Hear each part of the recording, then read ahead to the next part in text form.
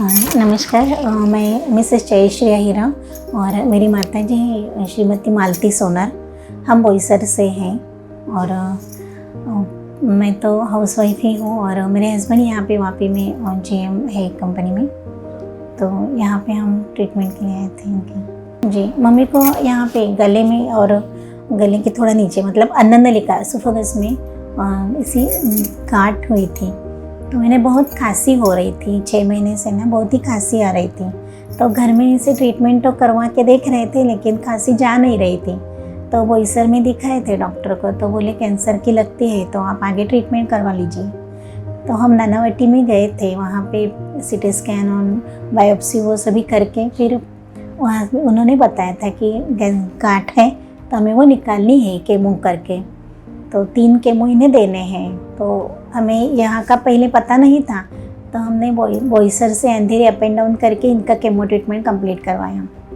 तो ईश्वर की कृपा से वो केमो से तो थोड़ा राहत मिल गई थी, लेकिन फिर आगे आके रेडिएशन ट्रीटमेंट लेना है और वो डेली लेना पड़ेगा, हफ्ते में 5 दिन। तो वो तो हम बोईसर से अंधेरी डेली अप एंड डाउन नहीं कर पा सकते थे इनको लेकर इतनी भीड़ में। हमने यहाँ पे पूछताछ करी थी तो हमें पता चला कि यहाँ 21st सेंचुरी अस्पताल में यहाँ पे रेडियोलॉजी है, तो हम यहाँ पे आ सकते हैं करके। तो फिर यहाँ पे मेरे हस्बैंड ने मतलब पूछ के सब किया था, तो हम डॉक्टर सिद्धार्थ से मिले थे। हम बोईसर से जब आ रहे थे तब ऐसे मन में बहुत विचार थे कि कहाँ रहेंगे, क्योंकि बाहर तो ऐसी रूम नहीं मिल पा रही थी और इनको ऐसी स्थिति में हम बाहर भी कहाँ लेकर रह सकते थे, ये भी मुश्किल थी। खाने पीने की अड़चनें तो आने ही वाली थी, लेकिन जब यहाँ पर आए तो पता चला कि यहाँ पे ऐसे रहने की सुविधा भी मिल सकती है। तो उन्होंने यहाँ पे एडमिन जी से बात करी थी, तो बोले यहाँ पे रूम खाली है, आप आइएगा।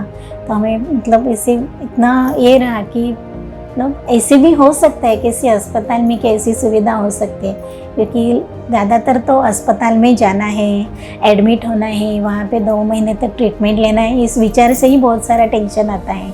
लेकिन जब यहाँ पे ये सुविधा हो रही है और ट्रीटमेंट भी है, सर से भी मुलाकात हुई थी, तो मतलब ऐसे लगा कि हम मतलब ठीक ही हो गए, ऐसे लगा था जब आए तब। और यहाँ पर आए तो यहाँ का जो स्टाफ है, सिस्टर है, सभी जो वहाँ पे लोग हैं, कैंटीन है, डॉक्टर हैं, रिसेप्शन पे, एडमिन पे, जिन से हमारी मुलाकात हो पाई, वो सभी से हमको तो ऐसे ही लगा कि we are in one family.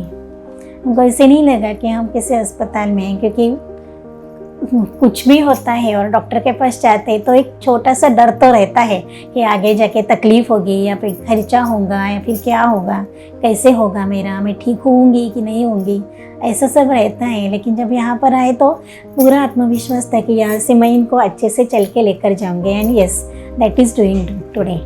Ji, message देने के इतने बड़े तो हम है नहीं, लेकिन हम हमारा अनुभव बताते हैं कि जब इनको भी कैंसर है इसे पता चला तो मेरी भी पाँव की ज़मीन सरक गई थी कि बाप रे, अभी इनके इस उम्र में मैं क्या कर पाऊँ। मेरी माँ है और मेरी माँ को मैं ऐसे नहीं छोड़ सकती, उनकी तकलीफ़ें मैं देख भी नहीं पाऊँगी, ऐसा लग रहा था। लेकिन जैसे जैसे आगे ट्रीटमेंट बढ़ती गई तो ऐसे लगा कि निकल सकते हैं इससे आगे, तुरंत निकल सकते हैं। और जब यहाँ पर आए तो ऐसे लगा कि ये तो मंदिर ही मिल गया, कि इस भगवान के मंदिर से तो मैं मेरी माँ को ज़िंदा लेकर जाऊँगी। और वो मैं आज मतलब फील कर रही हूँ कि कैंसर से नहीं डरना चाहिए, क्योंकि जैसे बुखार है, जब आता है तो जाना ही है, तो कैंसर है तो जब आता है तो उसे तो जाना ही है, उसको हटाना ही है, हमको उससे हारना नहीं चाहिए। और ये सबसे बड़ी बात है कि मेरी माँ की जो विल पावर है वो बहुत बड़ी है, क्योंकि उसकी विल पावर नहीं होती तो मैं भी कुछ नहीं कर पाती। ट्रीटमेंट तो होती रहती है, लेकिन इनकी विल पावर भी अच्छी है कि वो डॉक्टर्स को हराना नहीं चाहते थे।